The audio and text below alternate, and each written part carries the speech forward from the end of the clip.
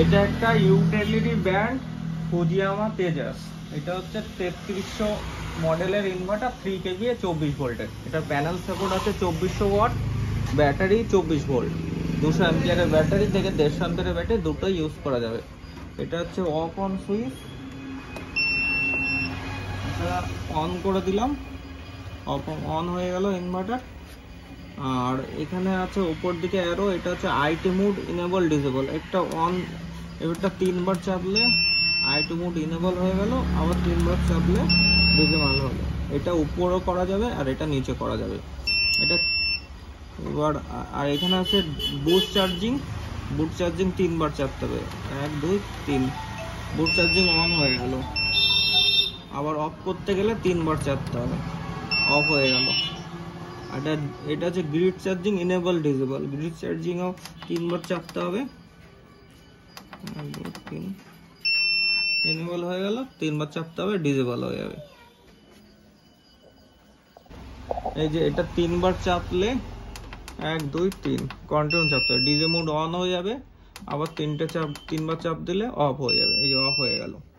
তারপরে এটা হচ্ছে এখান দিয়ে আপনি স্মার্ট মোড, হাইব্রিড মোড, পিসি মোড 3টে সেট করতে পারবেন। এটা চেপে ধরতে হবে, 10 সেকেন্ড চেপে ধরতে হবে। চেপে ধরলে দেখবেন ডিসপ্লের এখানে একটা লেখা আসবে, কন্টিনিউ চেপে ধরতে হবে।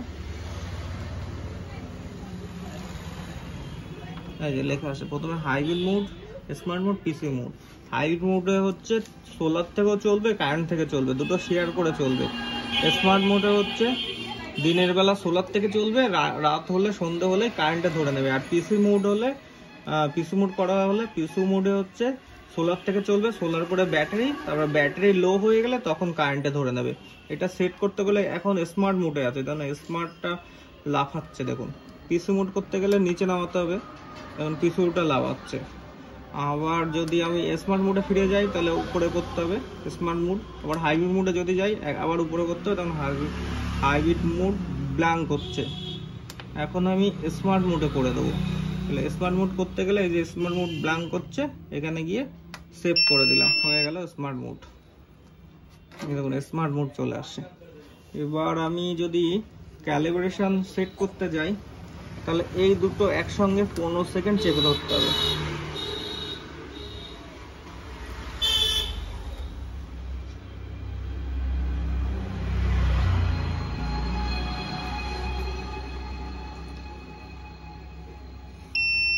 এই যে এখানে দেখুন এল মানে ব্যাটারির লো কাট, ব্যাটারির লো কাট এখানে আছে 10.8।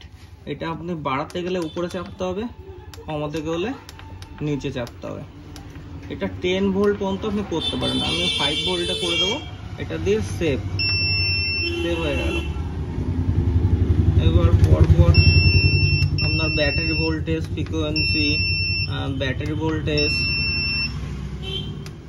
পরপর আসতে হবে। এখানে একটা আছে অ্যাম্পিয়ার, এটা হচ্ছে চার্জিং, সোলার চার্জিং অ্যাম্পিয়ার। এটাকে আমরা বাড়িয়ে দেবো সবসময়, কারণ বেশি অ্যাম্পিয়ারে চার্জ হলে ব্যাটারি তাড়াতাড়ি চার্জ হবে। এটা 40 অ্যাম্পিয়ার পর্যন্ত করা যাবে। আমি এখন আপাতত 30 অ্যাম্পিয়ার করে দেখাচ্ছি।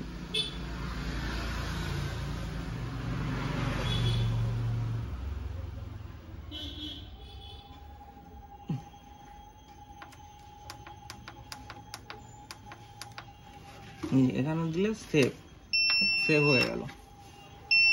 এইটা হচ্ছে ইলেকট্রিক অ্যাম্পিয়ার, 10 অ্যাম্পিয়ার। এটা আমি কমিয়ে দিতে পারি, এটা এভাবে কমিয়ে দিতে পারি, এটা আমি কমিয়েও পারি, বাড়াতেও পারি। ঠিক আছে, এখন আমি আপাতত 8 করে রাখলাম, 8 করে রাখলাম, এখানে সেভ করে দিলাম। এখানে আর কোনো সেটিং নেই, মোটামুটি এই সেটিংটাই থাকে ক্যালিব্রেশনে, এটাই সেট করা দরকার। এখানে ফ্রিকোয়েন্সি দেখাচ্ছে 50 হার্টজ, এখান থেকে বেরিয়ে যেতে গেলে আমাকে এটা চেপে ধরতে হবে।